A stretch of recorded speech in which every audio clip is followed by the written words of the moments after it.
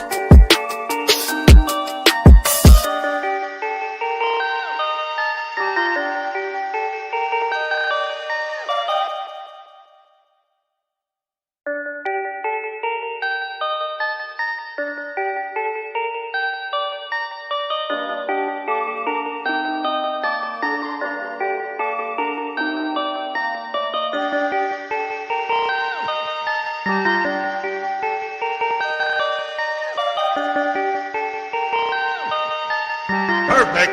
Perfect. Perfect. Perfect.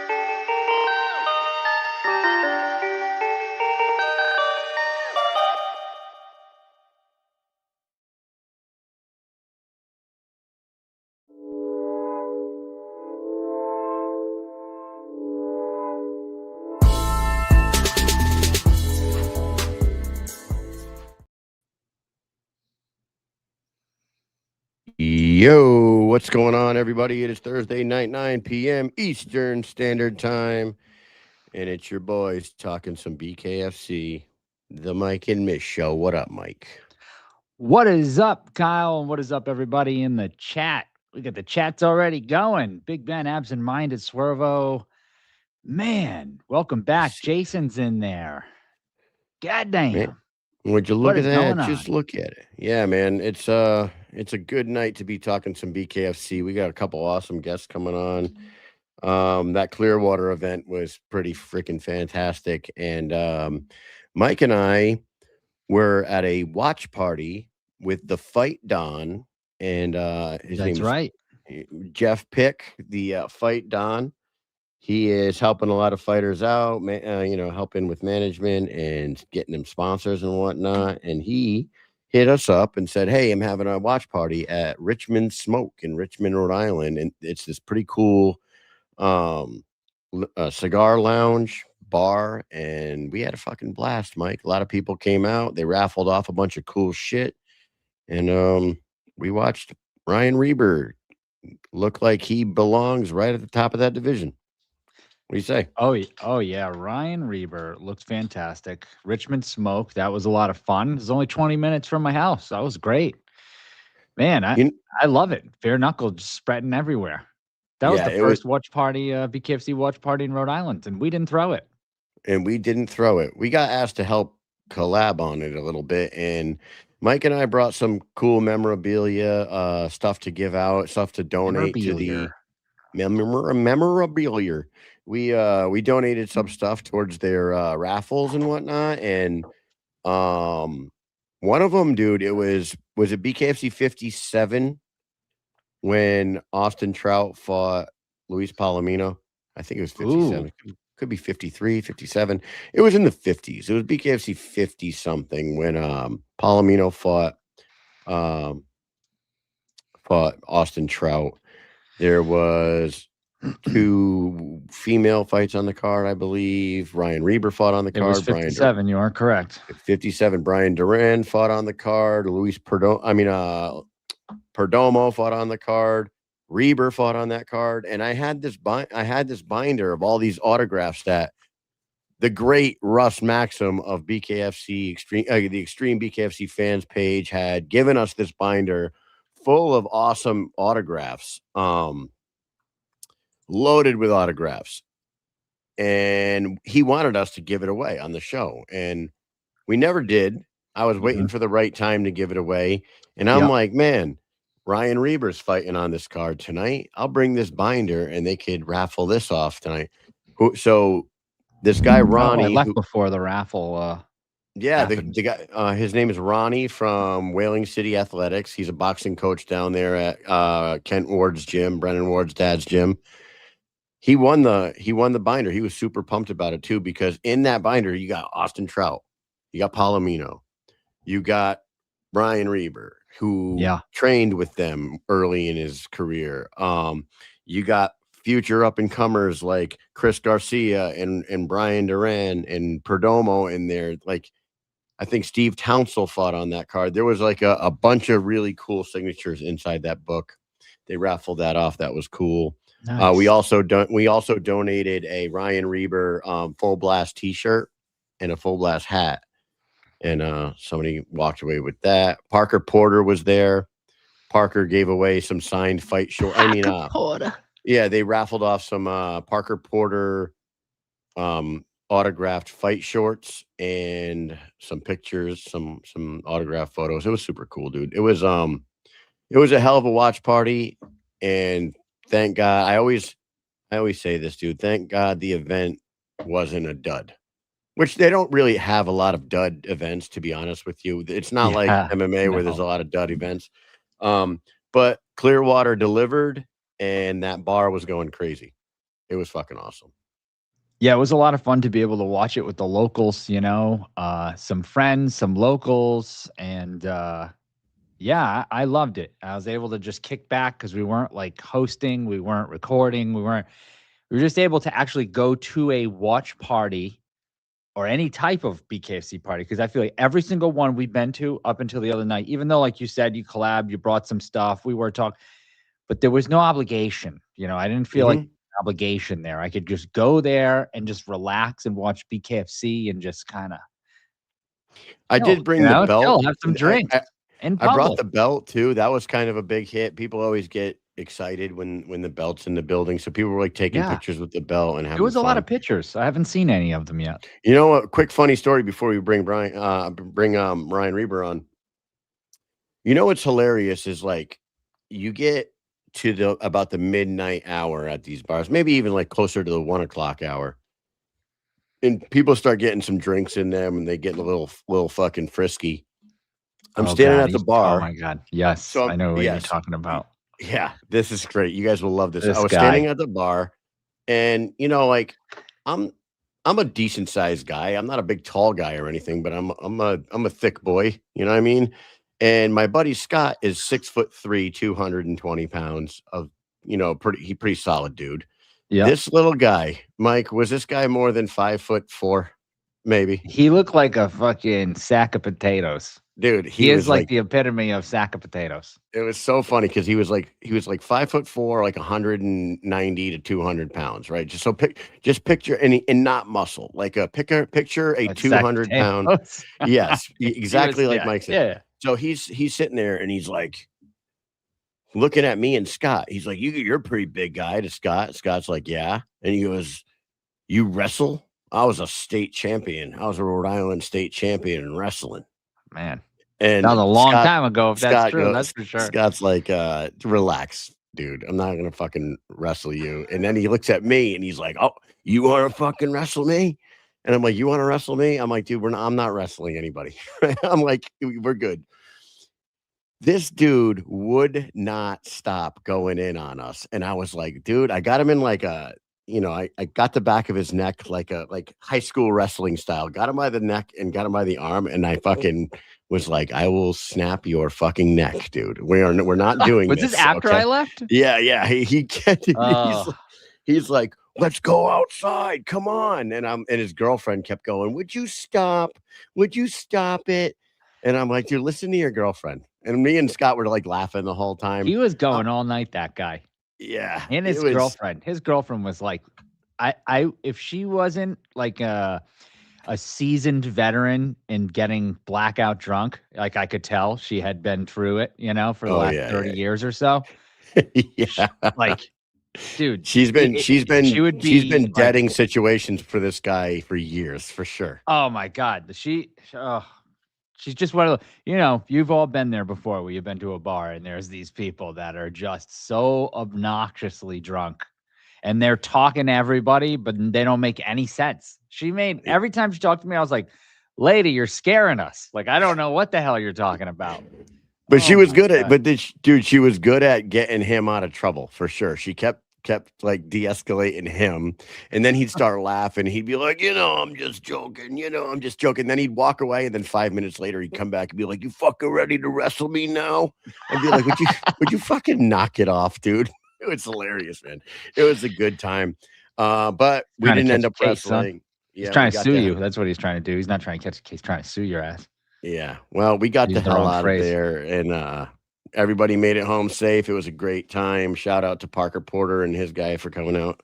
And yeah, it was fun. I want to do that again. But we have a big show for you guys tonight. We got the victorious Ryan Reber will be on first, followed by Jomi, the Archangel Escoboza, who's going to be taking on that freaking crazy maniac, the Knucklemaniac, Cody Vidal, out in Palm Desert in a couple weeks. But before we do that, let's shout out our sponsor. I know they sponsor us and they also sponsor Ryan. So how convenient is that? Check out Full Blast Clothing. Go to fullblastclothing.com. Check out their shirts and hats and hoodies. Everything is so comfortable, fits great. They support the fighters. They support the fight fans. They're going at life full blast. So go check them out. Buy some stuff. Buy a Mike and Mish collab shirt. I got it on right now. It's pretty fucking sweet. And then go give them a follow on Instagram at Full Blast Clothing on Instagram. Mike, what do you say we bring on the royal one? Jeez, I thought you'd never ask, Kyle. Ryan Reber, when we come back.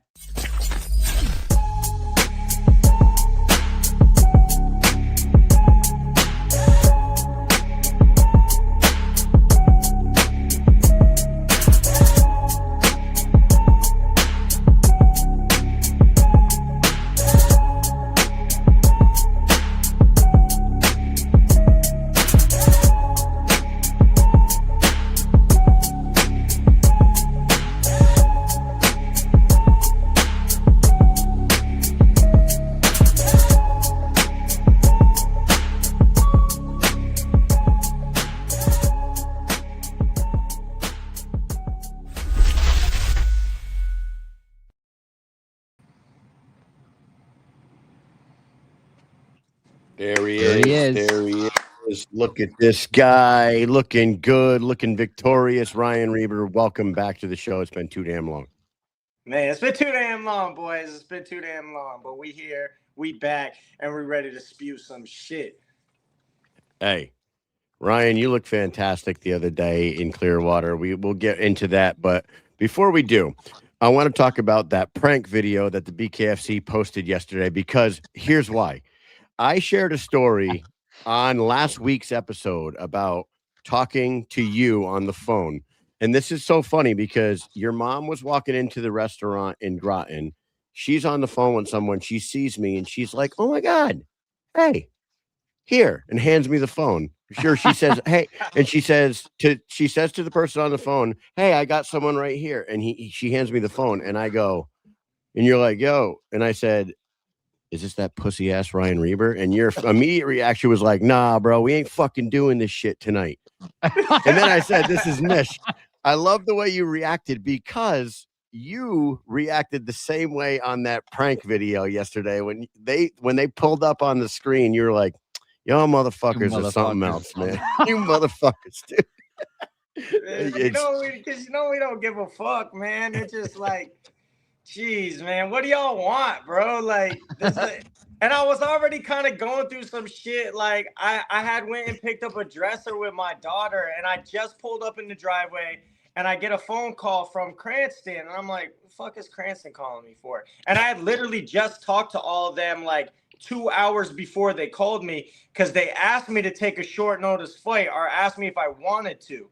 And I was like, "Let me talk to my coaches and I'm going to get back to you." And they kind of were like joking, and they were like, "Oh no, we'll call you back around 3." And this call happens at 4. So I answer the phone. I see all of them standing there like this. And I'm like, "This how y'all gonna call me? All right, well, shit." And then I joked around for a minute, and then I was gonna be like, "Well, since y'all already on the phone, I'm gonna tell you that, yeah, I'm not gonna take that fight." But it wasn't even about that. I didn't even know what the fuck it was about. I don't care. You know what I mean? That I'm shit here was for a funny, good dude. time and kind of a long time, but it was just funny, all fun and games, man.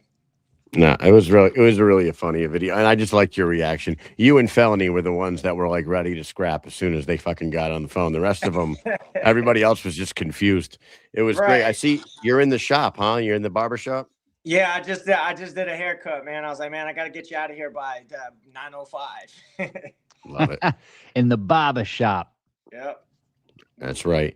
Hey, man, I know you. I know you probably heard me talking about it, but we had a watch party out in Richmond, Rhode Island the other day at this place called Richmond Smoke, super cool cigar lounge bar. And there was some people out there, and some Ryan Reber people out there. Do you Oh, remember? yeah. You know Ronnie's Rounds over at And Whaling City. He yep. was out there with a couple dudes. They were fucking cheering it up for you. Um, we gave away some Ryan Reber memorabilia. It was a blast, and Yep. you really showed out for your people that night. It was great. Yeah, man, definitely, bro. I mean, that's what it was all about, man. Like, just once again coming back from the dead, man, and just showing who I truly am. You know what I mean? Because at the end of the day, I don't care who believes in me. I believe in me, and I know that I should have had that belt the last time around. And it's like, fuck, how many more chances will I get, or can I get? But it really don't matter, because the only person to really stop me is me. So. I just, I look to dial back in and correct some of the wrongdoings, and it shows, man. And You know, I always say it first and foremost, man, your gratitude and integrity and who you are behind closed doors is going to get you where you're at in this lifetime. So, you know, I stand by it, and it shows up. And, you know, It really showed up. You showed up. This fight was really good. I think you looked like you've been very good. Obviously, you were undefeated up until the last fight, right? And you, 2 fights. two yes, title fights. Something with Yep. these damn title Yes. fights in Miami, man. the Fuck. title fights, yes. But so you're kicking ass. This fight though, you looked completely different. I thought.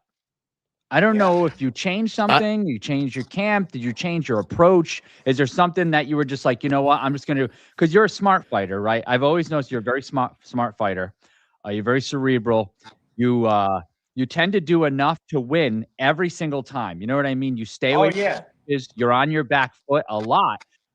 You have people come after you, but in this one, I feel like you were way more aggressive. You were knocking him down. You were out. Man, I feel like you were outpacing him. At the end, the strike count. I don't know what the hell's up with that strike count, but that's been Yeah, it's the rabbit punches. When he's in the clinch and he's fucking tapping on me, they're like, click, it's click, click, silly. click, click, click, click. It's silly, but really, you look totally different to me. What is going on with Ryan Reber, man? What happened? What did you change something here? I mean, first and foremost, everything, and this goes out to all the fighters, it's about energy. You know what I'm saying? So, like, going backwards to the last title fight, people would be like, he got lucky. He got lucky. Was it a lucky shot? Yes and no. I more so believe that his energy was more aligned than my energy was. And one of the biggest things I've changed, and one of the hardest things that I've changed, was I had to cut, you know, some people off. And I cut my, you know, kid's mother of 16 years off for that fight, that camp, because of the things that she was involved with and the energy that was coming into my house and the energy we had towards each other.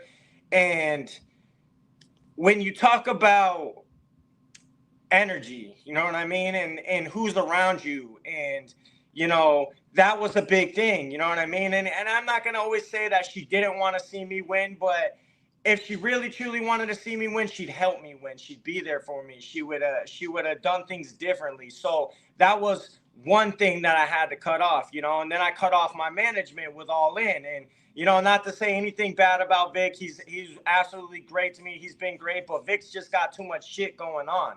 You know what I mean? In my opinion. So, you know, that was another hard move that I had to make. So I'm just calculating shit. Okay, I'm going to cut this off. I'm going to cut that off. So, you know, this fight and the pressure that I had it was immense. I mean, it was something that like was even more harder than fighting for these world titles meant to me to win this fight. You know what I mean? Because if I didn't win, then all the critics come back in and say, see, I told you it wasn't me, or I told you it wasn't this.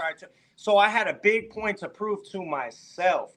And there was still drama and there was still shit going on behind the scenes that I was able to cut off, bring people into my life that truly care about me, that truly love me, that truly want to see me win, my coaches, certain other people around me, and, you know, of course, my family. You know, of course, my mom always wants to see me win, but there's more to it than just that. You know what I mean? So, like, Yeah. I had to make those changes, and they were the hardest changes I could ever make. And That's called look at the maturing, outcome. right? That's. I mean, you're a grown man and a father and everything, but within the sport, you had to mature a little bit. Like you Oh, realize that 100%. you You know, realize because that that's after the title fight, you're like, okay, what was it that caused him to land that lucky punch? And you know, you look at Justin's life, he's loved. He had, you know, just had a baby. That love was there. His love between his lady was there. All that shit was there for him to get that lucky punch. And like I said, I don't consider anything lucky. Everything's well calculated and dialed in. I just happen to be on the receiving end of that. And then to go figure, it was my ex's birthday on that day. So there's 365 days in a fucking year. And it just so happens that the title fight, the one that I'm supposed to win, feeling like I'm going to win, falls on her birthday. And I knew, fuck, it's going to end one of two ways. It's going to be totally epic or it's going to be totally fucking tragic. And you guys seen what happened. So not only the pressure of that coming into this fight, but the pressure of, you know, the management, the pressure of breaking my fucking orbital. And I really thought after I broke my orbital that my career was over, bro. Like I couldn't see for a couple weeks. I still get a slow drip in my eye, and thank God everything checked out with my eye, because that was like one of the scariest medical visits that I had, was going to get my eyes dilated and looked inside of it. You know what I mean? Because I'm like, fuck, bro. I'm 2 weeks out from this fight, and if I get this shit looked at and they're like, oh, well, you got a partial retina tear, or you got this, or you got that, fight's off. Money's gone, everything. You know what I mean? So like, you know, okay, all that goes well. Then here comes the fight. Then I got the pressure of those things that I just mentioned. Then I got the pressure of, you know, the new sponsor Diamond Knuckle guys. I got all my regular shit. And then all of it just, it's like, who's going to show up that night? And I'm not going to lie, before I walked out there, I was more nervous than I was during either one of the title fights. Maybe not necessarily the Bloss one, but definitely the Justin one. I was fucking so nervous to the point where I couldn't barely even bounce around. But it's like, I've done so much mental work, so much me work, so much work behind closed doors that it showed up. You know what I mean? I didn't have to hit. It almost hit all by itself. And I mean, my coaches in the game, I have some of the top-notch coaches in the game. Of course, I got Nick Ruiz, my strength and conditioning, and he's there with me, you know, all the time. You know, he's there with me for the weight cut, pushing me through that, with me through, you know, all my workouts that I work out with him. And then, of course, I got Munyet Flowers, and he owns a private gym. People aren't really just going to his gym because they go to his gym. You have to be pretty much accepted into that gym. You know what I mean? So then he's got guys like Dave there. He had guys like Julian there. So he's got a couple of us bare knuckle rejects, and he's a boxing guy. You know what I mean? So like, we tarnish his record every fucking couple of months. The only losses he has are the bare knuckle guys. And when I first got with him was for the title fight, and then I lost that fight. And these guys just hate losing. You know what I mean? So the pressure of that is on me. And I'm like, you know, we dialed in so good and we worked that body head so much that my brain actually flipped it. And we were actually working straight to the body left hook, right off Jump Street. He's like, you need to attack right off Jump Street. So instead of working this and that, I flipped it around and worked this and that.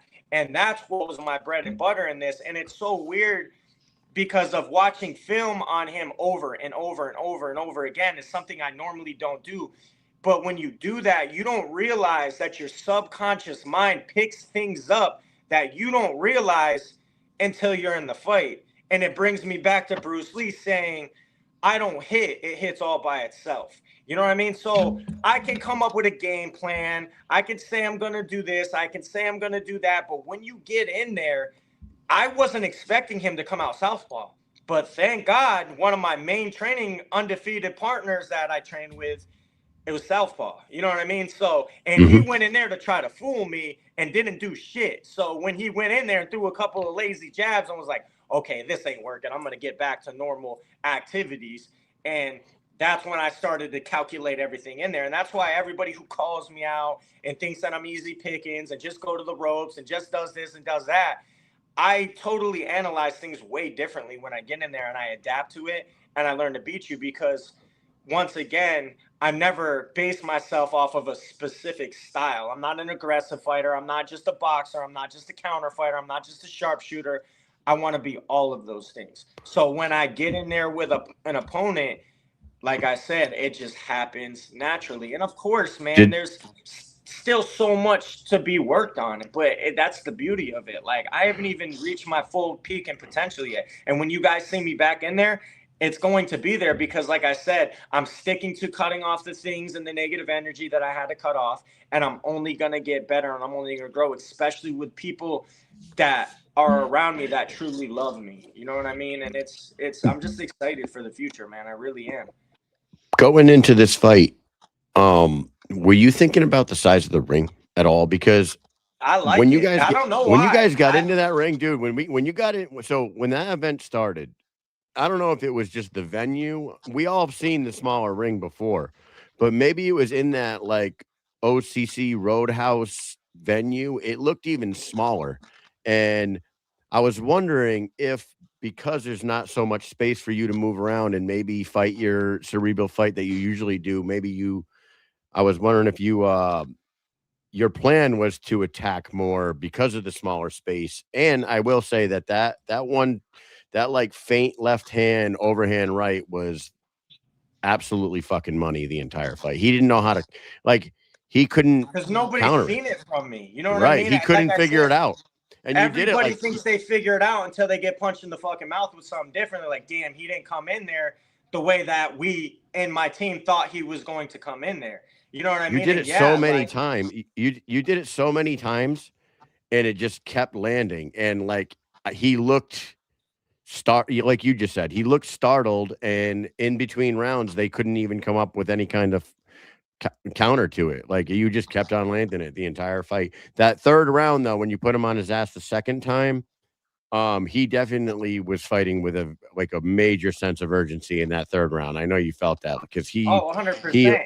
he kicked the energy way up in that third round and was trying to hit you with everything but the kitchen sink, and you weathered Right. that storm and just kept winning the fight all the way out. And you know, that's the thing about me, man, is I'm tough as fucking nails, man. And like I said, when Justin hit me with that shot before, like I thought being tough as nails, I'd be okay.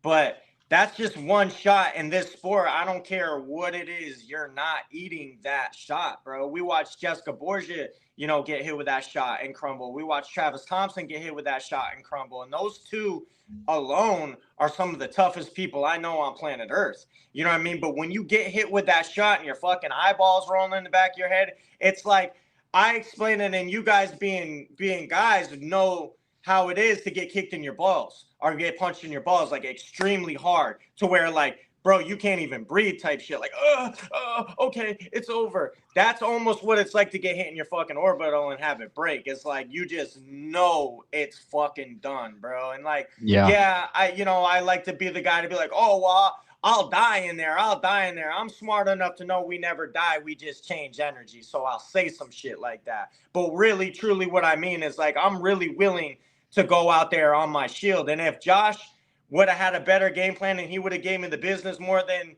like he said he was going to, I was prepared for that too. And I would have dogged it out with him. I would have stood toe to toe with him and banged it out with him if I would have had to. But what I was doing was working. It was part of the game plan my coach Monette and me orchestrated, not to the T, but pretty much. You know what I mean? And those were a lot of things that we're working on. And when I work with those guys, he really does have the sauce and the formula to win. Obviously, you know, he's trained with high-level guys like Mayweather and Crawford, and he's been in the game. All his brothers were fighters. He was a former fighter at a high level. So, you know, getting into this bare knuckle shit obviously is a little bit different for them, but he calculates well. And I mean, he don't drink, he don't smoke. I'll give him the guy who I'm fighting. That fucking dude will night and day watch film, and then he'll come up with the formula. Like, okay, this is what we're gonna do, and this is how we're gonna do it. And I mean, like I said, you watch guys like Dave, you watch guys like Julian in his last couple of fights. You know what I mean? Like, those are the guys that I'm around. And like I say, you show me your friends, I'll show you your future. And that's why certain things still weren't adding up to me. Like, I should be a world champion by now, but you know, it's in divine timing, and it will happen when it needs to happen. You know what I mean? So I'm not worried about it. So, you know, I'm just here, man. This win was definitely huge. You are right. If you were to lose this fight, that would have put you behind. You know, the haters would come out. Yeah, sure. They come out no matter what. But because of the prior losses, and even though they were two undefeated fighters as well, who both became champions, it would have knocked you back. They would have been like, oh, nope, he lost that. Now he lost this. Now he's got to fight 2 or 3 times before he's even in title contention again. But now you're right back there. Now you're there. You're there. Like, who else is there? At this point, right? And that's the who thing. else is going to be above you now? Well, and you know, a lot of people were kind of, not a lot, but certain people were kind of giving me slack for the fight. Like, I know Larimore was like, oh, I want to fight, and then other people, and like He called Larimore out was a everybody in name. the division. He was the name that I was going to fight him on that card. Nate gave me like 3 names, and he was one of them. And I was like, yeah, that's probably going to be the guy we're going to fight. And then the incident happened with, in Philly with Josh. And I'm like, fuck that dude, bro. Like, and then, but I knew his background and what a lot of people didn't understand. They seen 1-0. My man has 10 bare knuckle fights just like me. And he's a seasoned pro MMA fighter with a record of, I think, like 10-7. You know what I mean? I didn't even know he had 17 pro MMA fights. I don't have any pro And he's MMA, big. Hey, or I and have 1 pro boxing other than this. You know what I mean? So like, and Ryan, I ran into a conversation, or not a conversation. I ran into a post that he posted and was like, yeah, I'm getting ready to run through the #1 contender, blah, blah. I said, and I commented on it and inboxed him. I said, oh, you think you're going to fucking run through me? And he kind of laughed. He's like, oh, we'll see. Anyways, how's training camp going, brother? I said, it's going great. I hope you keep that same fucking energy. And, this one, I didn't want to pick around or tell anybody what I was going to do or how I was going to do it. I just said, tune in. Just tune in, because that kind of energy shoots yourself in the foot. And I watch it with all of these other fighters, like guys who try to give a handshake and the dude fucking, you know what I mean? And then he ends up getting his ass kicked, or, the dude who tries to act a certain way. And then you go out, because no matter what, you guys know, you can't lie in front of the lights. You can say whatever the fuck you want. You can hype it up however you want. You can be in somebody's inbox after, before, however you want to do it. Like, oh, hey, brother, I'm just doing this shit for the show, or I'm just doing it for the clout, or I'm at whatever. I don't do that. If I fucking say something, I fucking mean it. And that's somebody's it. looking for a haircut. Like, that's it. You know what I mean? Like, I don't fabricate anything. I don't say I am who I'm not. You know what I mean? And that's where I've always resorted back to the gratitude and integrity and being who you are behind closed doors in front of the open. And that's why I'm so, it's so easy for me to talk in front of a camera. It's so easy for me to just talk my shit, because I fucking mean it. You know what I mean? When I step into that ring, there's no doubt in my mind that I'm coming to fucking hurt you. And if you get me before I get you, hats off to you, man. But just know that I'm very dilated. I'm very calculated. And I mean fucking business. And I don't care who it is in front of me. And yeah, at this point in my career, I pick and choose a little bit more. And like I told Larimore, look, bro, you get you another solid 1 or 2 wins, and that's what they want. Let's fucking run it. There's no fear in my heart for you or anybody else. You know what I mean? But it's got to make sense. You know what I'm saying? And if it ain't fucking making sense, then I'm not doing it. Like, like I told him, I said, bro, you're 1-1 in the division. And I mean, like, you had a horrible knockout loss. I've never lost like that. You know what I mean? So, like, hey, I'm not saying you're not a skillful fighter. I'm not saying you ain't a dog. I'm not saying you can't fight. I'm just saying you're not on my fucking tier yet. So before you go calling me out and, I want to fight him next. And of course they want to fight me next. Show me the fucking money. Show me the money, or show me a good incentive. Like, hey, you fight him next, you're going to be here next. And I mean, look, I had Feldman in my fucking inbox 4 days before the fight. Like, hey, man, you do your thing. It's going to put you in a real good position. And no pressure. No fucking pressure. That was just another pressure for me. And like I say, pressure what? It's either going to bust pipes or it's going to form a fucking diamond. So what did I do? You know what I mean? I took all that energy, I took all that pressure, and I went out there and I showed my fucking ass in front of my city when, maybe 50% of the people thought I was going to lose that fight. You know what I mean? On paper, it was very fucking even. We were a very good match. He's coming from a different organization, but you're coming from bare knuckle fighting. It's not like he had 10 pro boxing matches he was undefeated in and then just was 1-0. No, man, he's fought some pretty top tier guys too. You know what I mean? So I liked that fight and I liked the positioning. And I think the people who knew that fight was happening knew what the positioning should have been after. So, you know what I mean? Look, here we are. I'm back again, baby. And I can't wait to see what's next. And I mean, honestly, I'm gonna be paying very close attention to that Manis and Herring fight. And I That personally think that should be next. But if it's not what the company wants, then it's not what the company wants. that was going to be my last question for you because we're gonna get Jomi Escoboza, the always entertainment Escoboza on here in a Oh, that's second. my guy, But man. Yahuwah, yeah, baby. He knows. gotta love that dude. Manis Herring is the winner of that what you want next? And if the timeline doesn't match up, I know that Joy Boy vacated the title, but he did say that he wants to stay active with the company. Would a run I back just don't without a know if I title? believe that, man. I don't know because why would you give up your belt but stay active with the company? I think he wants to choose other endeavors, which is fine. You know what I mean? He's earned it. He's deserved it. I know he wants to probably stay active in the boxing realm.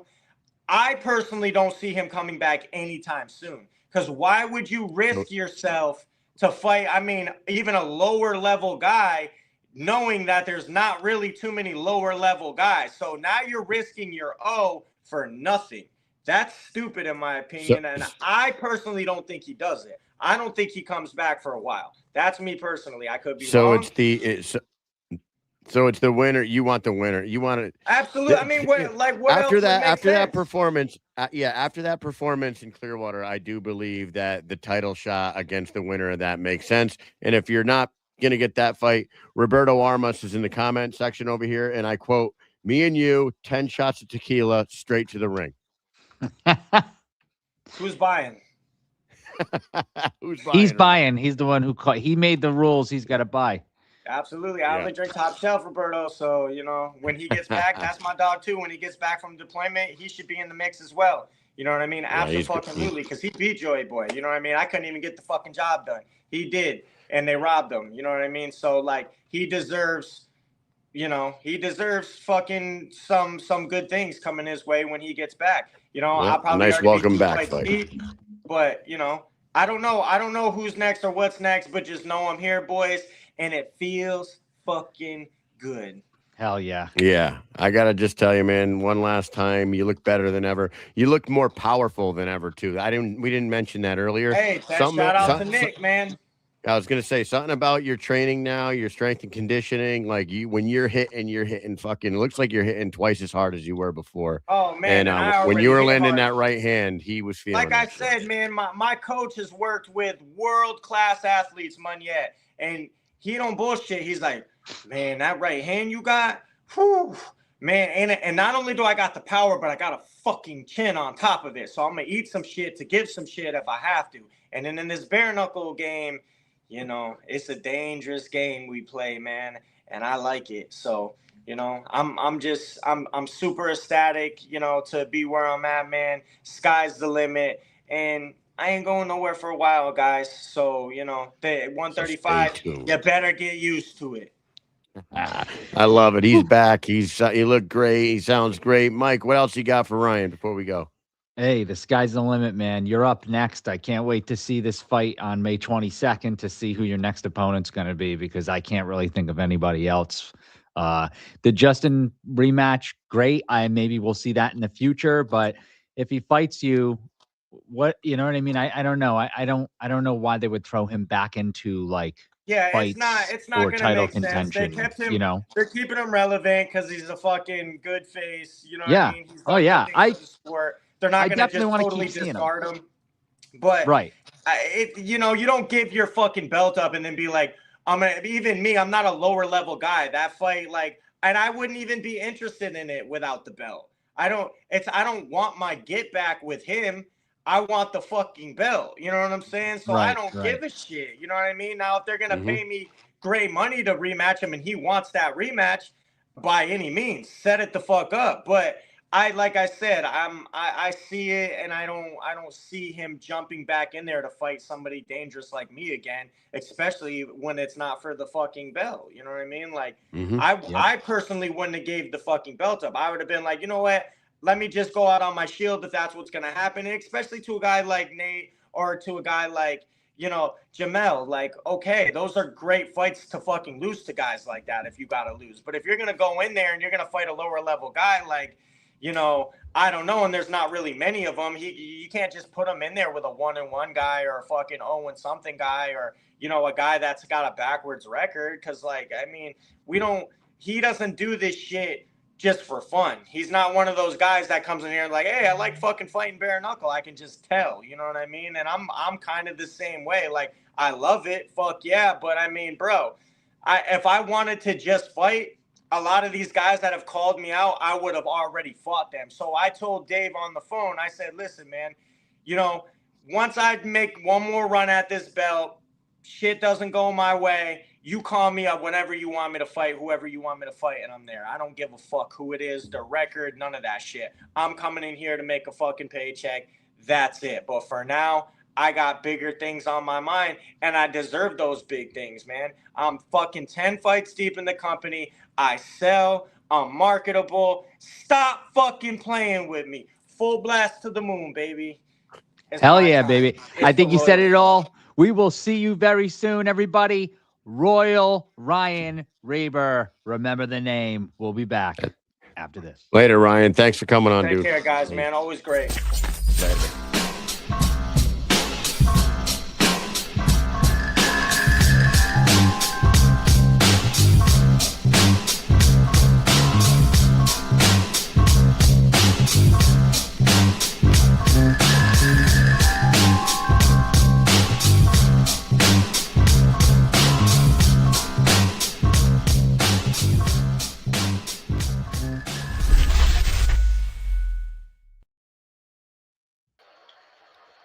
Would you look There at I this go, guy? killing again.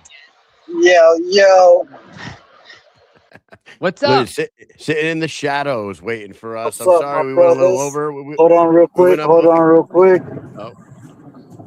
Real quick. Switching the Thinking, yeah. AirPods. Yeah, switch to the earbuds. Switch to the earbuds. The Archangel is here. Waiting in the 10 rafters. 10-2. 10-2. You know, one of those guys that has 12 or more fights. There's very few of these kind of fighters around. We're Yes. starting to get more that are getting close to these kind of numbers, but Jomi is one of the most seasoned veterans in the game. What's up, Jomi? He's not bad. Oh, there he is. Can you hear us? All right, you know what? Hold on, guys. You might have to back out and then come back. What about now? Back out. I can hear you. We can hear you, but you can't hear us. No, I can hear you. All right, good. Oh. Yeah. It's just my headphones. Well, What welcome up, my back to the brothers? show, Jomi. What's going on? It's been a long time. How are you? It's been a long time. I thought you guys forgot about me. No, Well, no. They don't keep you as active as we would like you to be there, Jomi Escoboza. Unfortunately. Fortunately for us, unfortunately for you, there's always events going on and there's always fighters that need to promote their fight. So we always be getting these people on. If they would fight you 3-4 times a year like they should be, we would be getting you on the show more frequently. You know what I'm saying? Oh, yeah, I know that. I don't blame it on y'all, you know. Hey, but I was just saying while you were getting your headphones set, man, not a lot of guys in the entire sport of BK and in the entire sport of bare knuckle have the record and the experience of this guy right here, man. And people forget that shit. It's like you go down the records of these fighters on the BKFC roster, and they're skimming down just the records. You know what I mean? And they stop at a 10-2, and they're like, wait a minute, who the fuck is this? They look over, boom, Jomi Escoboza. I think people forget. Exactly. And then to make it worse, it's like I should be at 20 bare knuckle wins right now in my career. I'm turning 36 at this year. So after I put on this performance, I'm going to get on the mic and Dave, Boss Man, Conor McGregor, let's go. Like, I need to be active. 4 fights a year, 3 fights a year. I need to be active. I'm turning 36 in July. I need to be active. I need to get 20 wins. This is ridiculous. Please relay the message. Yeah, Make I hear clip, that clip loud that, and clear. clip that, chat. Yeah, that is going to be a clip for sure. But you're back now. And I'm going to tell you right now, May 22nd, you're going to be very active in that ring because the guy you're fighting is a fucking insane man. And insane to the point where he calls himself the Knucklemaniac. Cody Vidal comes out a bloody mess every single time he fucking fights, win, lose, or draw. That dude is a hard night out. What were your thoughts when they reached out to you and said that Cody, who just entered the top 5 in the division, is the name? I said, "Oh boy, here I go killing again." There it I is. was happy, man, and it's gonna be a very bloody fight. Not gonna be my blood, of course. Not gonna be my blood. Yeah, man, he's a very tough guy, very tough fighter. Much respect. You know, he's a believer as well in the Mashiach and the Bible and stuff. So, you know, much respect to him. He's a very tough guy. You know, I would say too tough for his own good because he keeps getting back up and keeps coming forward. And yeah, when you fight the inevitable jab, it's not a good way to fight because you know you're going to get cut up really bad. You're gonna bleed, and it's gonna be painful. So yeah, man, I'm just excited. I can't wait till he gets a taste of a crazy pressure, which he hasn't yet. He's been walking through people, you know what I'm saying, but there's a crazy Do, pressure that he hasn't felt yet, and when he feels it, his whole game plan is gonna flip upside down. I promise you that. you know, we haven't seen you in the square circle in over a year, and I think it's pretty crazy because in that year there's a former opponent of yours that has rose to the top of his division and is now holding a belt, and a lot Mm-hmm. of people don't even realize just how, like, I think it is a reminder to the people out there that this man right here beat Mohawk Rodriguez a while Yeah. back. You know what I mean? Like Yeah. you not only do you have this insane record, but like you've been out for a year, and in that year he has rose to the top of the company pretty much. Esteban Rodriguez is a fucking firecracker out there, but this guy right here was able to put him down. Just The only another person reminder. to do it. Yeah, just another reminder. I just wanted to remind people of that because your record is insane. You have fought nothing but killers, but you've beat a lot of fucking killers too. So Cody Vidal is going to have a rough, I know that Cody's tough as nails. He's probably watching right now over on Instagram. He was watching a few minutes ago. Shout out to Cody, but he's got to know what he's walking into that night. He's got to be ready for an absolute war for sure. Yeah. Be ready for hell. You know, it's gonna be very ugly, and we will go viral. You know my team Slaughterhouse. We like to go viral in between rounds, doing crazy shit. So prepare. It's gonna be pretty fun. It's gonna be pretty fun. Oh man, I'm wondering what it's going to be. Is it going to be, geared towards anime? Is it going to be another game? What could it be possibly? I'll give you a little hint. It's gonna be anime related. You know, possibly something where I can make a crazy amount of money in the fight. So Nice. we'll keep it like we'll keep it like that. So the people can think. But That's yeah, awesome. there's a possibility that I can make more money than my fight check in between rounds. Let's say Good. that. No, I'm looking forward to whatever this is going to be. Now That's I'm fucking intrigued. awesome. Yeah, very It's gonna be fun.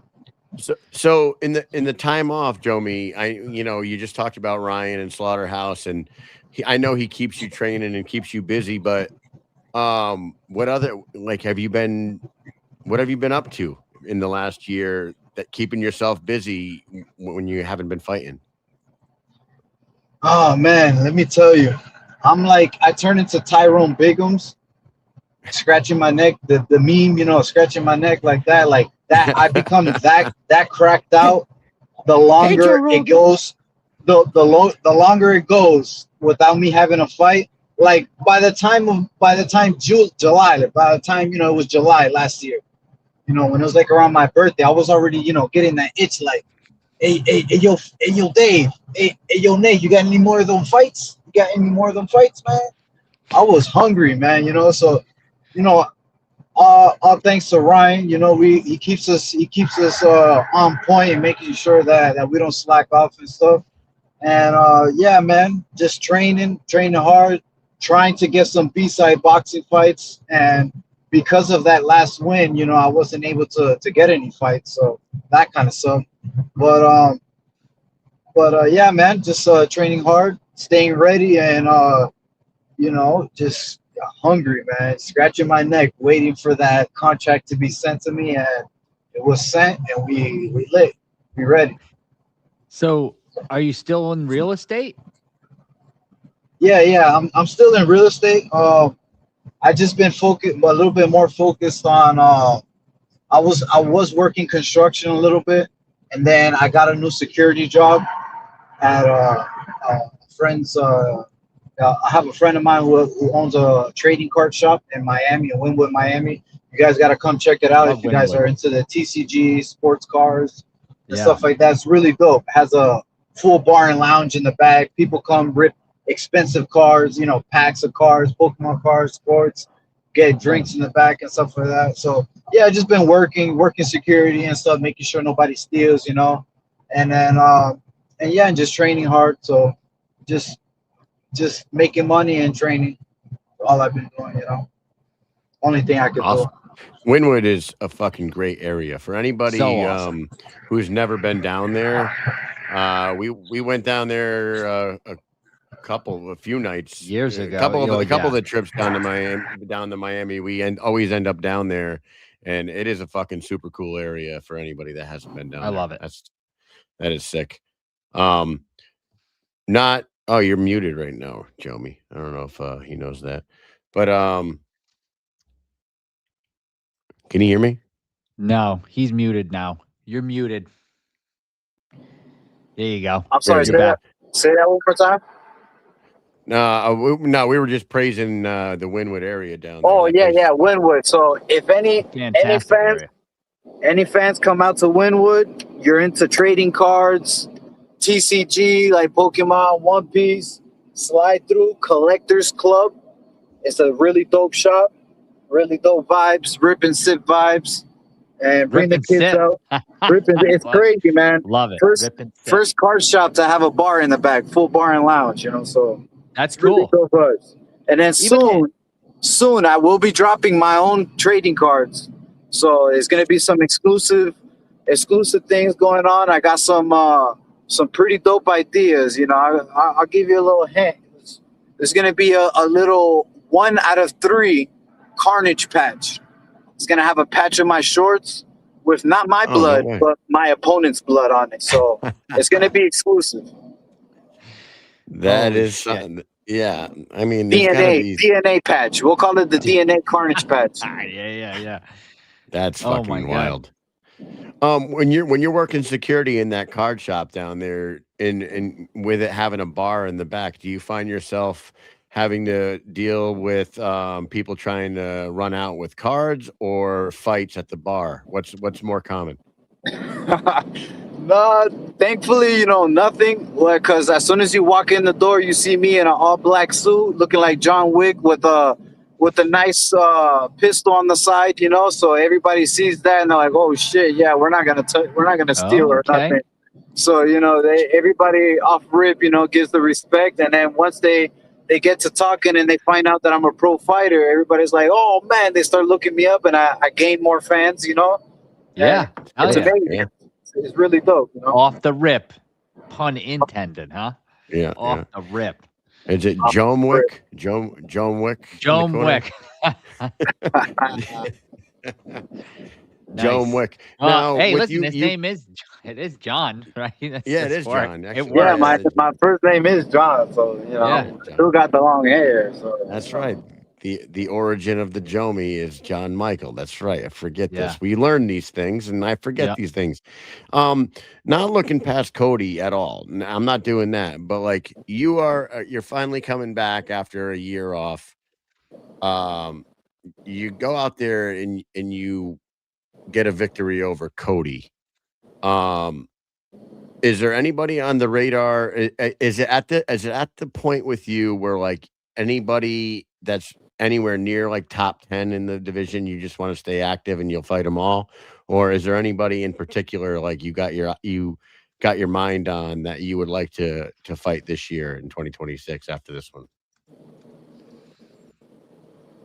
Look at my record, speaks for itself. Nobody in the division has my record besides the champ. I feel like I should fight for the belt. If not, keep me active. Just keep me active. That's all I care about. Just keep me active because I could get to 20 bare knuckle boxing wins before anybody else. I should have been there already, but I've been held back so many times. Like it's ridiculous. It's getting ridiculous. Like at least do a little promotion or something, and I will bring the views and everything. Like at least help me out a little bit. Like Yeah. But I could sell more tickets and do all that other good stuff for the company if I'm fighting more often. But like if I'm not fighting often, people are just constantly asking me, "Oh, when's your next fight? Oh, when's your next fight?" And it gets old, man. It gets old telling them the same thing. Oh yeah, I'm waiting for the company. Ask Dave Feldman, ask Nate Shook, ask BKFC, ask Conor McGregor. It's sad to say, man. Like I'm at the top. It's not like I'm a guy at the bottom coming up. You know what I mean? Like so all roads lead to Juggernaut is what it comes down to, right? Like yeah, at the end of the day, whoever has the belt, it doesn't matter. I just need to fight for the title with this record. Yay. I just got a picture sent to me from our good friend Russ Maxim, and it is very funny. And it's the message that you want to send out, and I'm going to share it right here. Dave, come on, man. That's perfect. White lips and everything. White lips and everything. Can I get some of the fights, please? You're like, yeah, come on, man. Hey, Dave Feldman. Hey, Dave Feldman, man. Hey, Nate, you got any more of them fights? I'm hungry. Yeah. I'm going to put on a show. I'm going to spill some blood. Like every fight, I will spill blood. I will cause damage. So, like, just a little bit, just a little push, man, for your boy, please, for your boy, man. I've been good to the company, It's not like I've been doing some crazy shit.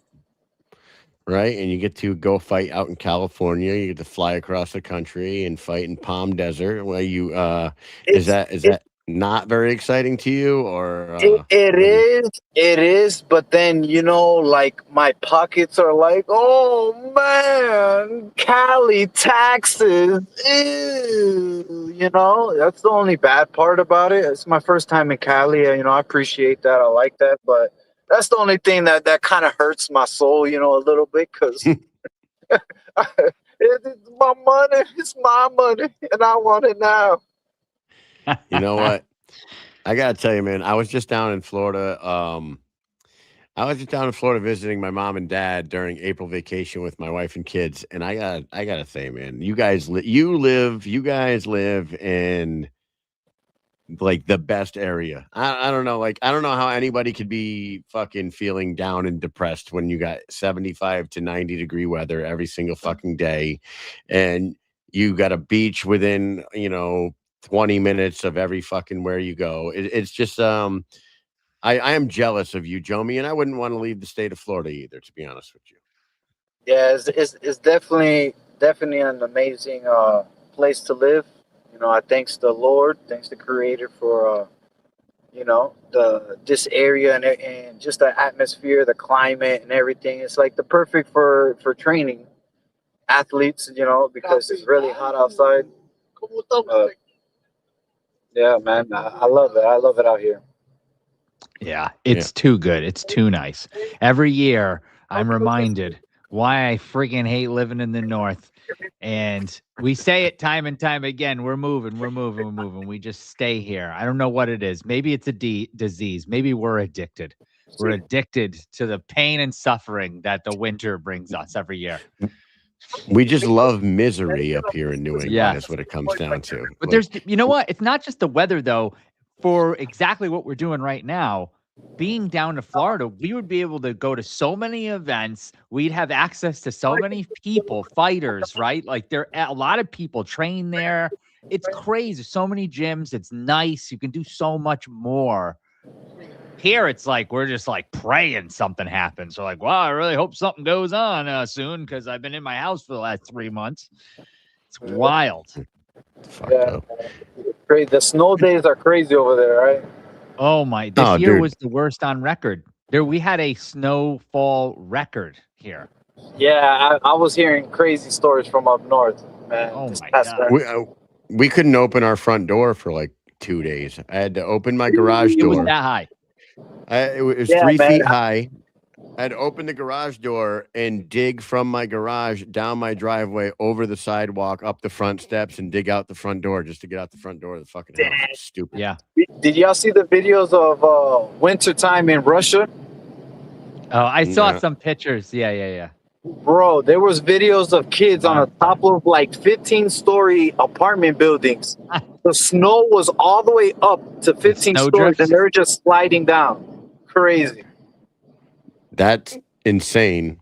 But That's it also insane, sounds right? like it also sounds like the funnest shit in the world. to be Yeah, it honest. does sound like a hell of a fun time. Oh, speaking of Russia, are you gonna go to the Blood for Blood while you're down there? I know you're in training camp right now, but May 4th is the Alex the Daytona Terrible Beach. versus Daytona Beach. It's Alex the Terrible versus Cameron Delano. Taylor Starling's fighting on that card. Brutal Boswick's fighting on that card. Are you gonna go to that one, or are you gonna watch it on TV since you're in camp? To be honest, I'd rather watch it at home because I will be working and training really hard. So I'm locked in right now. So, there's nothing that can take me off the track. And, I'd rather watch it at home while I'm relaxing, Yeah. eating Yeah. some Yeah. food. Are I you definitely into feel that that type for of music? It's all right. I mean, there's some music that I could get down to, but not too much of. Yeah. It's kind of I like I can't do it either. I'm not Jeremy, into it's it, like but I cat know a lot of shit people who coffee. are. right? Yeah. It's like cat shit coffee. It's okay, but and you can tolerate it, but it's not Actually, that was worth pretty it's good not worth coffee, the money, actually. right? It's not worth the money. It's good if you can tolerate it. Yeah, I know. I thought that was pretty good coffee for what we got, to be honest, though. Yeah, it was. It was I forgot pretty all good. about that. Yeah, It the had cat a- Cat shit dark- coffee. Taste to it. yeah, Did you yeah. use the rest of it? We gave you the rest of the bag, right? Did you end up drinking Yeah, the rest of it? I ended up using most of it. Nice? I have that Um, video. I'm playing it after this. Yeah, that's I had a shitty time with it. It was a good shitty time for all of us. It was a good shitty time. So like a minute ago, you were talking about being down in Florida, and there's always events going on, and there's always training going on, and all this stuff. While you were out since last May, in between now to then to now, was there any thought of maybe like trying to pick up a fight on like a DBX card or I know you said you were trying to get some boxing matches and they weren't working out because you won your last one. So it was like hard to get a fight. But did you ever think about maybe throwing the 4-ounce gloves on and maybe stepping into Mike Perry's company over there just for like a one-off? Yeah, for sure. Like I'm super down for dirty boxing. I am super down for a karate combat. I still train my kicks. I'm like just like that meme. Oh man, can I throw some kicks? Just know that in every single bare knuckle boxing fight that I've ever had, every time I hit an angle or get a clinch and hit an angle off the clinch or whatever, in the back of my mind, my mind is always yelling in the back of my body kick, head kick, leg kick, body kick. Like my mind says it, but I just don't do it. I have the control of not doing it. But I'm always thinking like, oh, that's a body kick. Oh, that's a head kick, liver kick. You know, like I'm always thinking kicks.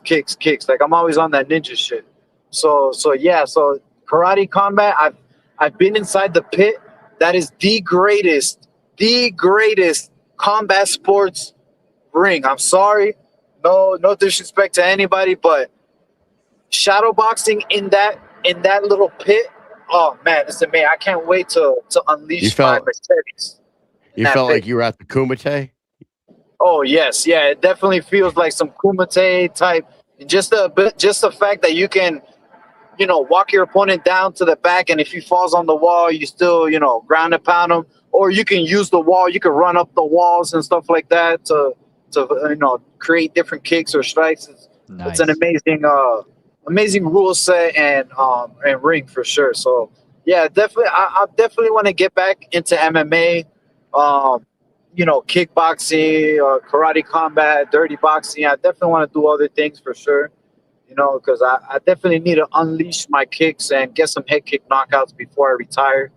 I want to retire, early or at the right time. I want to retire on top too. I don't want to retire, like going on the downside, on the downslide and stuff like that. I want to retire on top with belts, multiple belts, a lot of carnage, and I want to get those 20 wins. Dave, Connor, Dave. Come on, man. What the hell, guys? Let's go. So the goal Can I get a fight? Get a fight, please. I'm going to put on a good show for you guys in California. There will be a lot of blood spilled, but please. Well, we'll be tuned in, man. We're trying to get out there. It didn't work out. We're not going to be out in Palm Desert. We thought we might be, but we're not.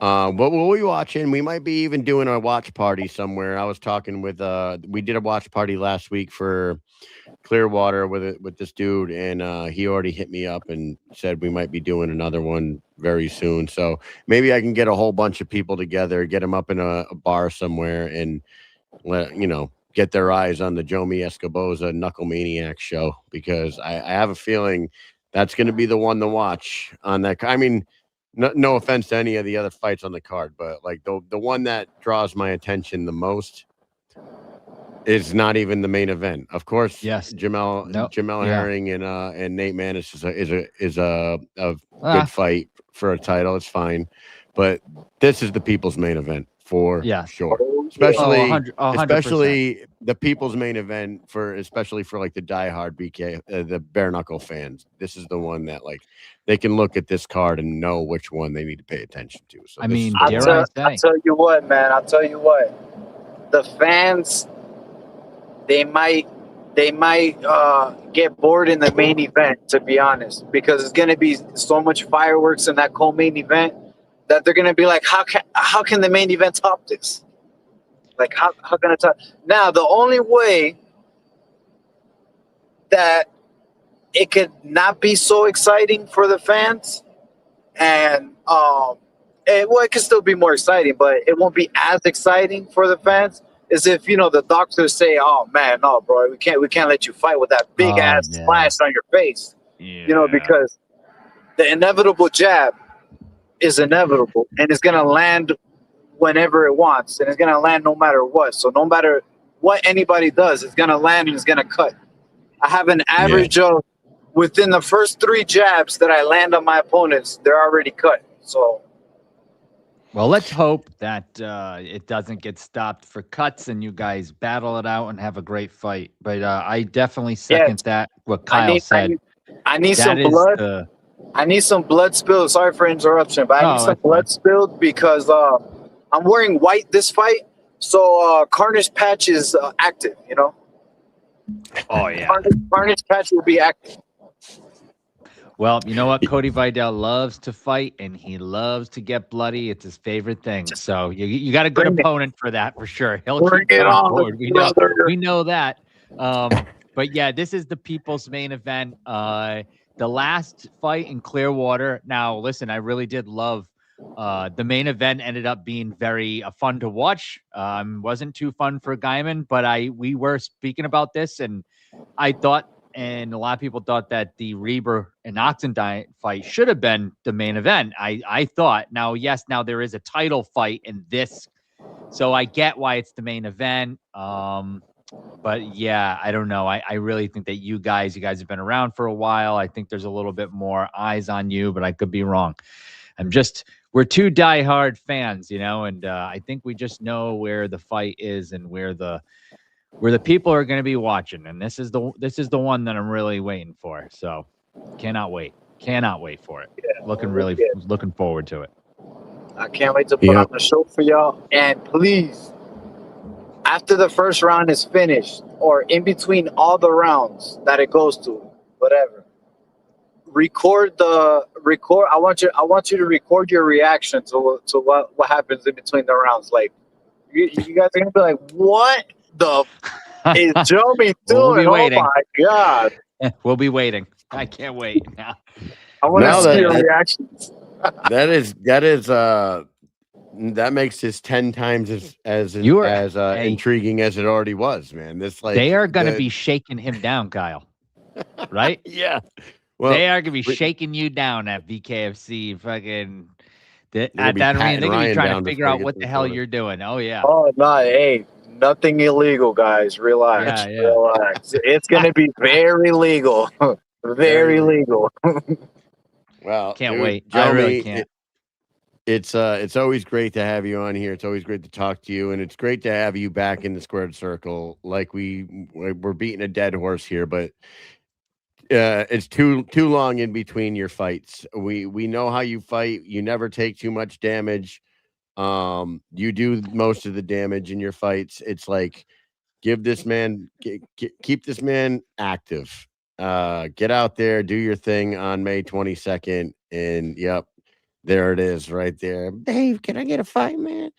You got more than fights. Any final words before we wrap up with you? Oh yeah, my final message to the man who calls himself the Knucklemaniac. You ready? You guys ready? You guys ready?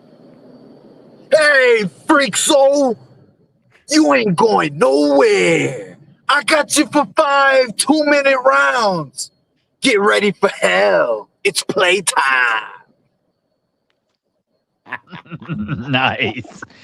Yes. The buzzsaw, right? Go a little bone saw right there. You know, you ain't going nowhere. Oh, dude, I fucking love it. That's awesome, Yes. Jomi. We need you around, buddy. Thank you so much for coming on the show tonight. Mike, what else you got for Jomi Escoboza? Jomi, you know what I got for you? I have a video on the way out here called Cat Poo Coffee, and some of us have seen it and some of us have not. So you have a great evening, and we will see the fight soon. I can't wait to see what's going on in between those rounds. The people's main event. You better be tuned in May 22nd, everybody. Thanks, brother. Jomi, Appreciate take it. care, and everybody else will Thank be you, right Jomi. back after Cat Poo Coffee. Later, bud. I'm Mike.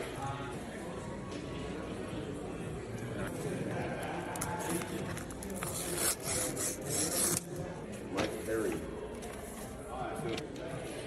100% PBA. That's what.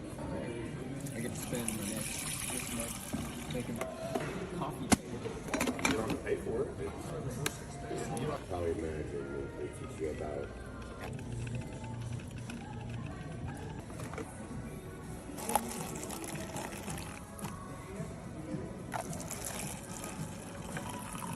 Red Bull instead of water, and then they're halfway to work. Cheers. Let's go.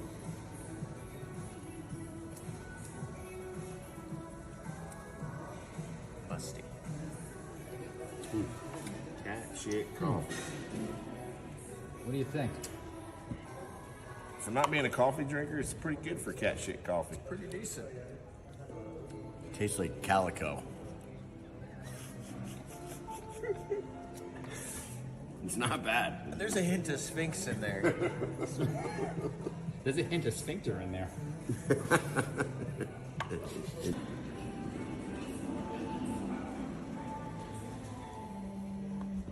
What do you think? Awesome, man.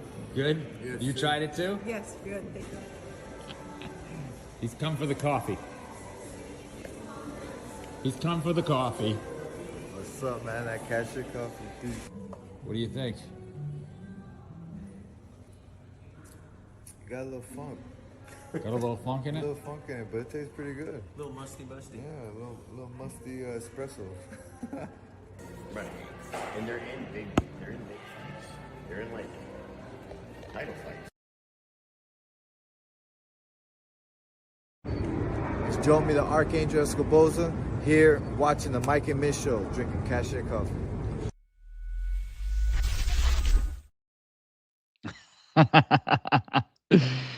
Nice That's blast fucking from the great. past right there. That was good. The Cody Dude. Vidal coffee.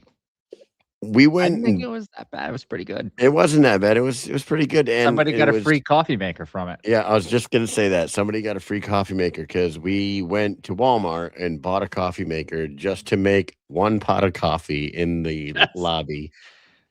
Made the one pot of coffee, poured cups out for anybody that wanted some, and then left that fucking coffee maker right there at the table. And Yeah. What's so weird is trying to be nice, we tried to give it away to the staff in the hotel. And you would have thought that, like, I don't know, like we were offering them a dead cat or something. They were like, I was like, hey, we have this coffee maker. We've only used it once. We're not taking it with us. It's right over here if you want it. And the workers were like, they're like kind of walking towards, you know what I mean? The area and like looking and being like it's almost like there was a dead body over there. They didn't want to go near it. I was like, the fuck is going on with these people? They don't want a free coffee maker? I mean, sure, okay, you don't want to take it, but they were weren't they acting so weird about that? Like, do you remember holy why shit. dude, we had Isaac Doolittle on the show like 2 weeks before that event. Yep. And he was talking about being a coffee enthusiast. And then we started talking about the most expensive coffee in the world and how it was this cat shit coffee. And like, after the show, Mike and I each were like looking into doing the research and figuring out where to buy the shit. Yeah. And I don't know. And Jomi said the same thing too, because we spoke to him after and he was saying he was a coffee guy, right? Yeah, that's right. And so like Mike was like, you know what? We're gonna find some, we're gonna buy some, and we're gonna fucking drink some, and we're gonna figure out how to do this. He found it online, bought a bag of it, got down there, went to Walmart, bought a pot, bought some filters. it was funny as fuck. So for people that are wondering, that are watching this, and might not know, Cody Vidal is it's from a civet cat, so not like a house cat. But they basically they eat the cherries, right? And they shit them out whole. Coffee beans are in, but because of their animal instinct, they know exactly which ones are ripe, like perfectly ripe, and they only eat those ones, right? And then when they shit, the enzymes in their stomach mixes with that, breaks it. Doesn't break the bean down, but it just mixes with it, gives it a certain flavor, I guess. And so they shit it out, and then people go and take it and they wash it. They do whatever they have to do, and and then they sell it. And it is the most expensive coffee in the world. And there's some really, really, like, that was like the cheaper end of the Cody Vidal coffee, and it wasn't a real lot of it. But like there are some that are out there that are very, very expensive for coffee, like coffee's pretty damn cheap if you think about it. I mean, it's so cheap. And it had a good taste. We drank it just the way you saw it, black. We didn't put anything in it. No sugar, no cream, no nothing, because we want to get the actual flavor of cat shit. We like eat, But but no, it was actually pretty good like that. And I thought it was good. Everybody seemed to think like, hey, this is actually pretty good just to be brewed, just boom right there in a cheap coffee maker from Walmart that was like $15 or something. Like it was it was good. not bad. Not bad. Joe Ivy says boys are gross. And she could say that here without getting banned, she said. Yep. Oh my God, I remember that. That's right. She said but she said it on Facebook and got banned from Facebook. And got banned from Facebook. All she said was boys are gross. Wow. Yeah. Amazing. Yeah. That was 5 years ago. Wow. Probably. Oh, you know what? And I'm sorry that this reminded me of this. But last week at the end of the show, you were like, Mike, you have anything to say? And I wanted to bring this out, but I felt it was too late in the show and everything. But it's the end of the month, it's the last day, and I just want to bring this up real quick in loving memory of our beloved Susan Walker. Oh, just one of the first Mike missionaries. April 6th passed not long ago. 2 years. 2 years So already, man. I know, it's unbelievable. And I was Shout looking out at to it for the Susan. show last week, and I should have just brought it up, but I didn't. And it was on my mind, and now we were just talking, and Joe was talking and reminded me of Susan. Yep. So wanted to bring that Joe? up because we had an award named after Susan, and we only gave it away to one person, and that's Joe Ivy. Joe, and you can't get mad at us for bringing that up if you're getting sad right now because you called us gross. Yeah, we're twice. gross. You know what I was doing when she said boys are gross the last time? I was shoving an entire Big Mac in my mouth. That's right, Big Mac. Episode with Alicia Zapatilla. Yeah. Right? Alicia Zapatilla. Yep. Zapatilla. Yeah. Zapatilla. Yeah. Dude, it's been we've done a lot of fun stuff on this show here. Yeah. And Yes, Susan Walker was one of the OGs that fucking was supporting us from the jump. And it's crazy that it was 2 years ago already. So shout out to Susan Walker. Hey, Ryan Reber came on here, said a lot of things like he always does. He's always willing to unload on the microphone, and I hope everybody was listening because I really do truly believe that he looked better than ever in that fight the other day. Josh Oxendine was a huge 135 pounder, dude. Ryan is a big 135er, correct? You agree? Ryan is one of the bigger 135ers out there. Oh, yeah, for sure. He looks big for that division. He's our size. He's like our height. Yes, I didn't realize how big Josh Oxendine was until they were standing 3 feet apart from each other on the scratch line. That fucking dude is big. Like, he's a big 135er, and Ryan handled him.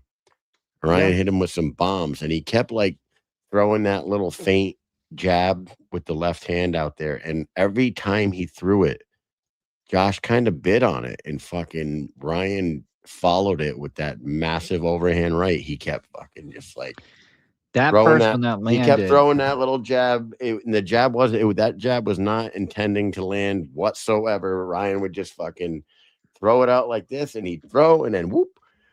Man, it was fast. It was fast and powerful, and he looked great. It was great talking to him about that, and I can't wait to see what happens in that main event May 22nd, because I would love to see Ryan take on the winner for sure. Mm-hmm.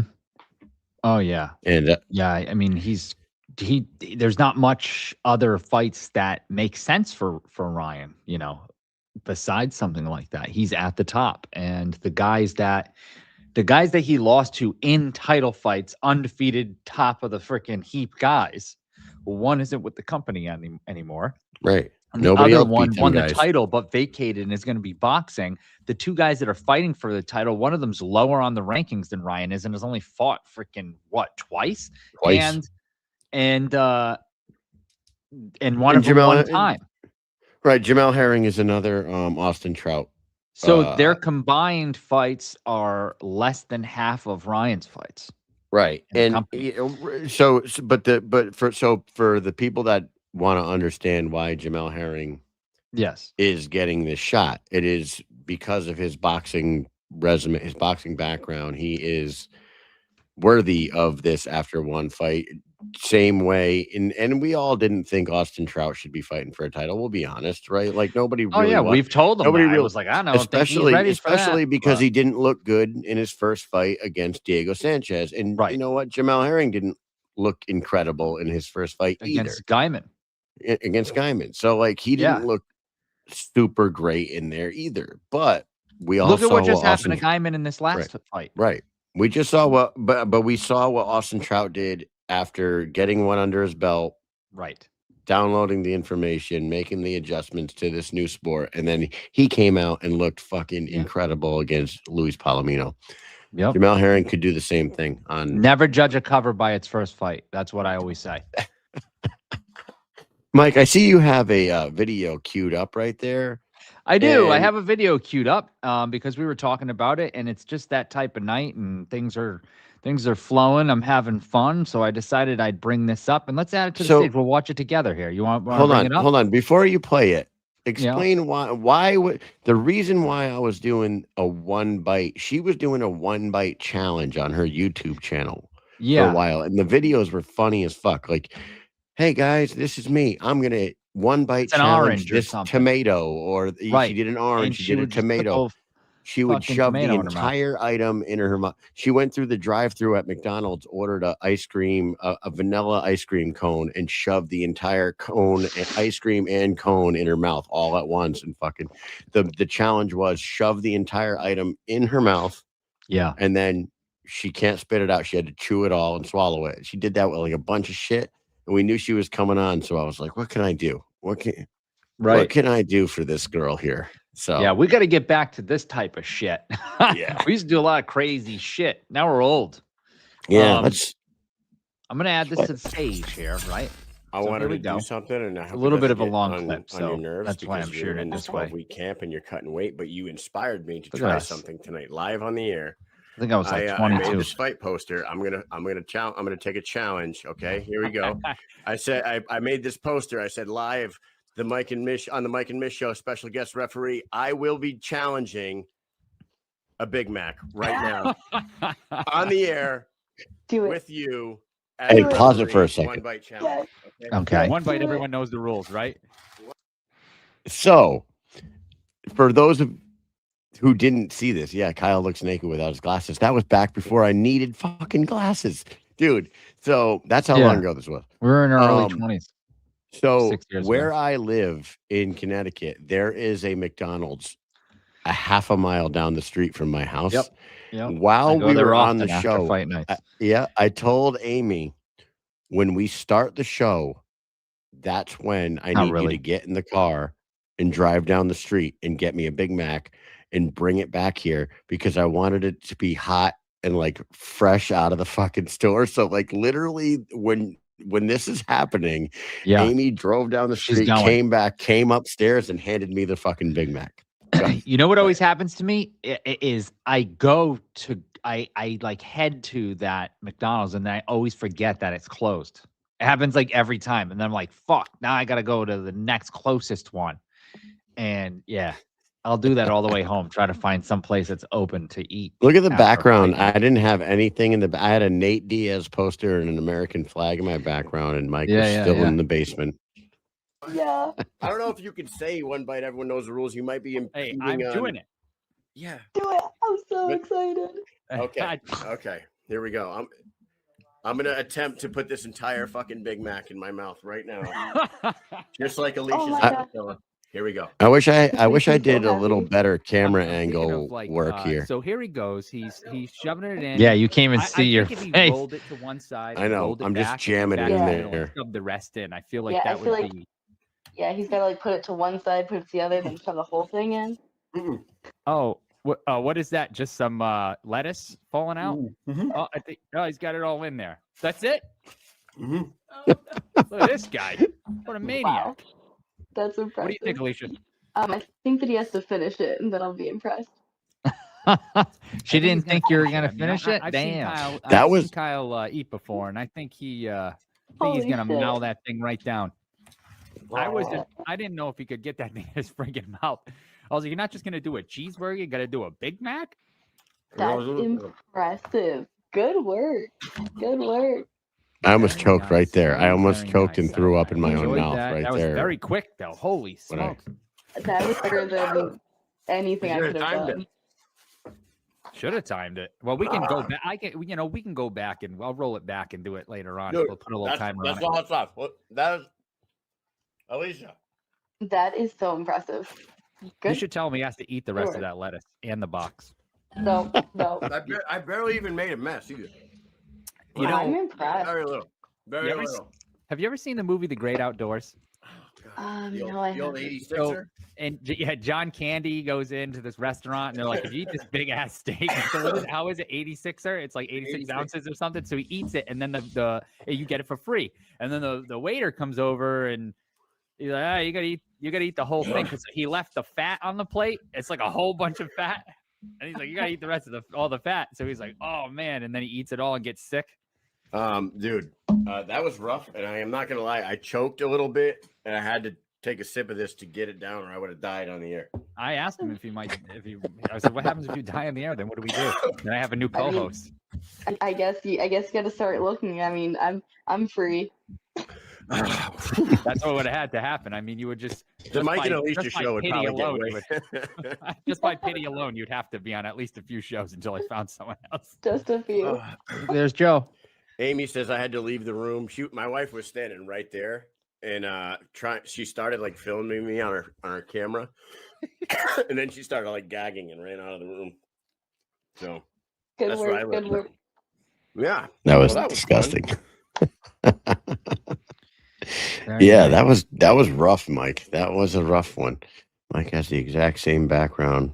Yep, that's right. Yeah, nothing really. I have a light and I have a Home Alone house right here. See, that is the McAllister's house right there, and that is a nice fancy Mike and Mish mirror light logo thing. I don't know what the proper name would be for it. Yeah, it's right there. Yep, from our good friends. Shout out, let's go, boy. Cali boys. Shout out, let's go, motherfucking boy. You know what I'm saying? I know what you're saying. Shout out, let's go, boy. That's right. Cali boys. Yeah, that so many fucking good times. Also on the show, we touched back on the Reber conversation. I mean everything I say. I hope he gets the next title shot. He deserves it. He is 8-2 now. He's a fucking beast. But thank you to him. Shout out, let's go, boy, to him and Jomi. It was good to talk to Jomi because I do really truly believe that Jomi should be. He never really takes damage in any of his fights, even the two losses. Even the two losses against Jared Warren, he really didn't take much damage there either. I mean, he's a guy that goes out there, gets the fucking job done. Like he said, he has one of the deadliest jabs in the game. He really does write the blueprint for being successful. You know, you could be very, very successful in the sport of bare knuckle fighting with an effective jab. And it does help that he has an 80-inch reach too. I mean, but like James Brown showed it. Joe Creer showed it. Like you can really just fucking completely dominate and pick apart your opponent with a good jab. And Jomi was like, he's like one of those OGs that fucking really made that very clear to everybody who watches this sport. So thank you to Jomi for coming on as well. It was a really good show. We won tonight, Mike. Our little league team won again. We're 5-0. Nice. We are 5-0, 5-0, baby. 5-0, motherfucker. You got to have over 100 runs now, right? No. Okay. In the 5 games, it was the first couple of games, there was like 20 something points. Yeah, it was. You're over 50 now? We scored 15 runs in the first game, 10 in the second, okay, 11 in the third. Damn.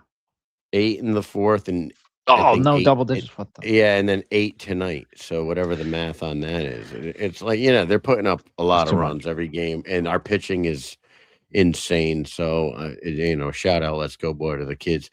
They're doing great. But just when I thought I had a break, Mike, guess what? No one's got a fucking basketball tournament in Rhode Island this weekend. I'm going to be at oh my god, a fucking AAU basketball tournament all goddamn weekend. It never stops, dude. Oh, and you know what was cool? Man. So you'll like this, Mike, because you know how we talk and the shit that we say on this show. It makes me laugh when Nolan says, one of my teachers at school today said, she said, does your dad have a podcast? And I said, a teacher? Yeah, one of the teachers at his school. And he said, yeah, my dad has a podcast. It's called The Mike and Mish Show. And she goes, my husband watches it. So I'm sitting there like thinking, she's definitely heard our show, right? And she's a 5th grade teacher at his school. So, Who's her like, husband? Who is this person? I don't know. He's a local guy around Yeah. here.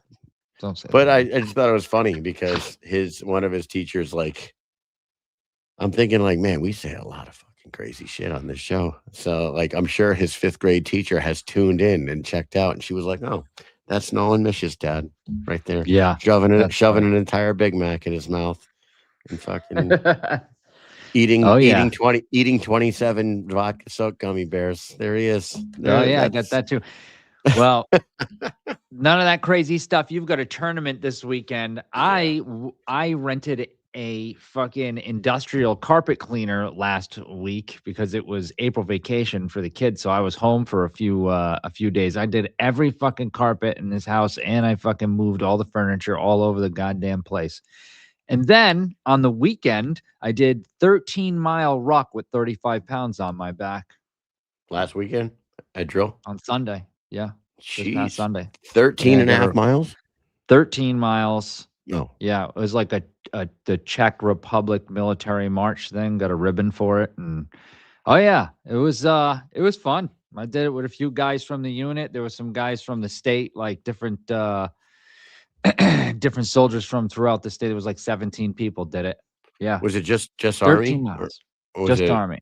just Army? Yeah, I think it was just Army. Yeah. So yeah, Hey, it was pretty fun. 35 freaking pounds on my back for 13 miles.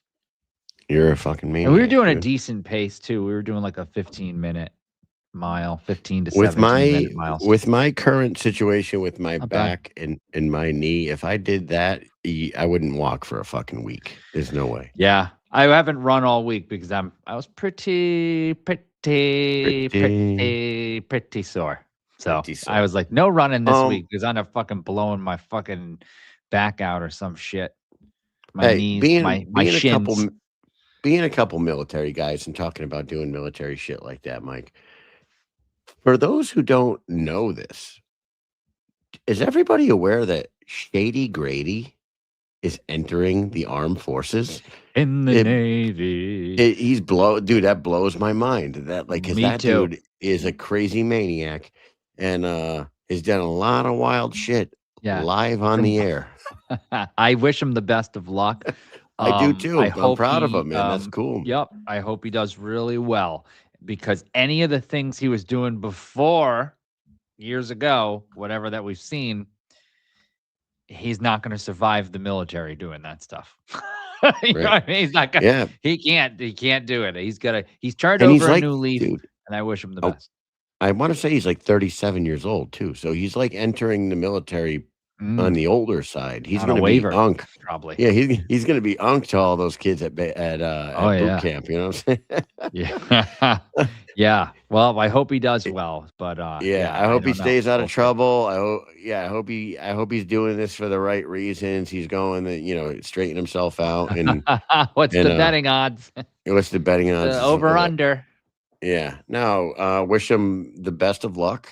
I mean, joining the military was the best thing I ever did. Best thing Mike probably ever did.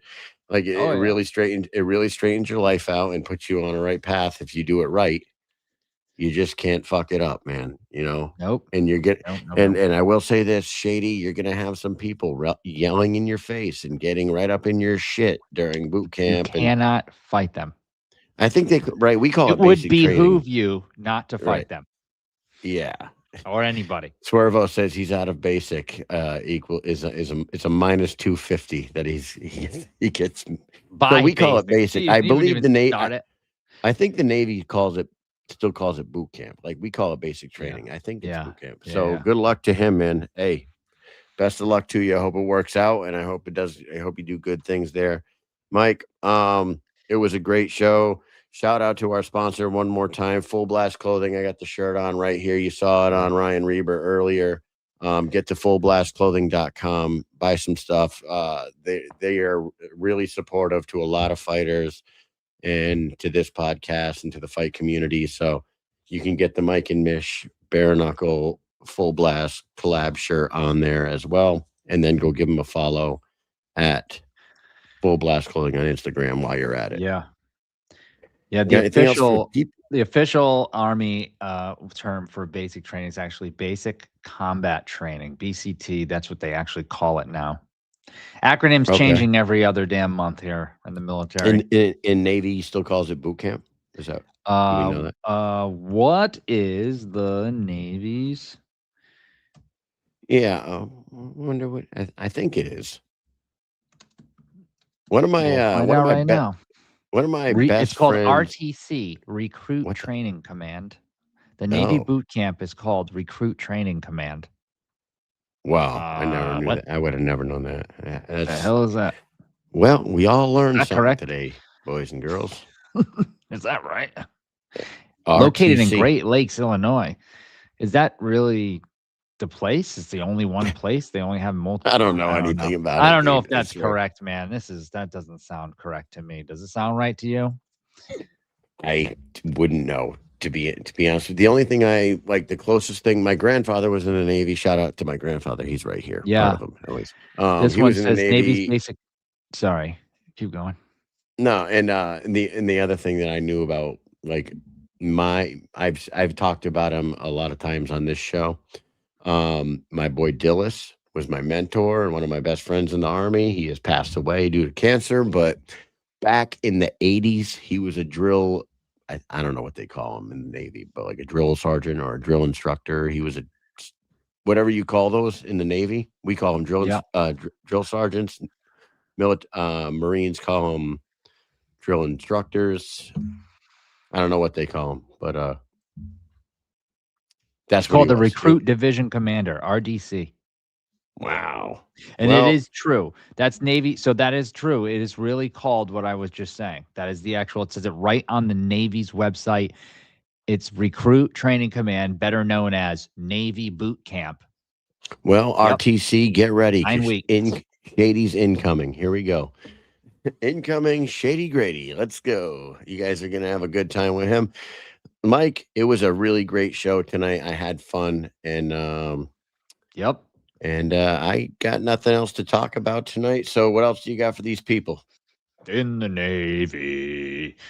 Nothing, guys. We'll see you next week. Peace. Peace.